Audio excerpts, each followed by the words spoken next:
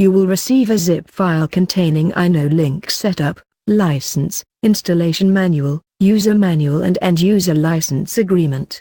For this video, we have kept the InoLink installation file on the desktop.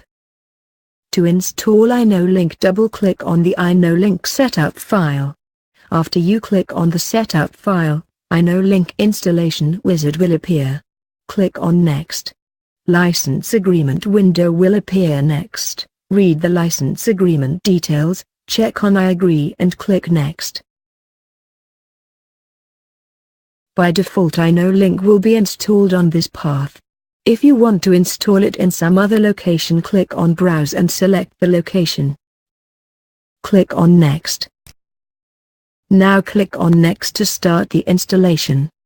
A new window will appear to help you import CRM solution. Under the CRM details section, provide details like deployment model, CRM server, organization, domain name, username and password. Select the deployment model like on-premises, or internet-facing deployment, or online.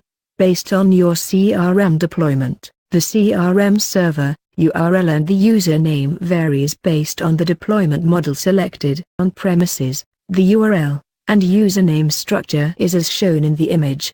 However, when entering details in InoLink, enter the domain name and user separately in their respective fields. For IFD, the URL and username structure is as shown in the image.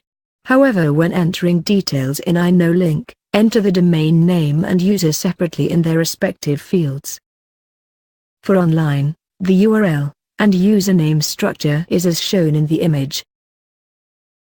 Select the deployment model like on-premises, internet-facing deployment and online. Based on your CRM deployment, when you select online deployment model, the organization and domain name fields are automatically disabled, as InoLink will retrieve this information. Now enter the rest of the details like CRM server, username, and password. After entering the details, click on Install. Now click on Close. You have now successfully installed InoLink on your system.